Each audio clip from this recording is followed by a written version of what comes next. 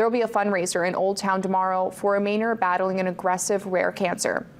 In April of this year, Marianne Anderson was diagnosed with late-stage 3 cancer, where the brain, stem, and spinal cord intersect.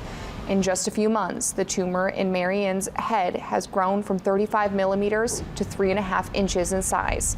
Without health insurance, they say medical costs have already been over $75,000, and they estimate they are only halfway through treatment.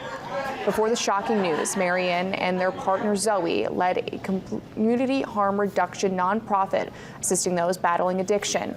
Due to the rigorous chemotherapy along with the physical symptoms, Marianne had to step down from their position as co-director.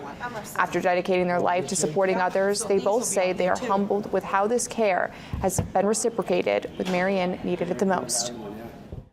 I'm not a person that easily accepts support from others. I'm usually the one giving it, and so it's it's sometimes difficult for me to like admit that I need help or ask for support, and sometimes I don't even know what I need. But I need my community right now, and they're showing up, and it's really, really beautiful to see.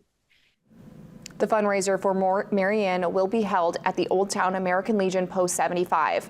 Tomorrow from 2 to 8 p.m., the family-friendly event will have music, drinks, a costume contest, and plenty of prizes that will be raffled off. That includes an Old Town kayak.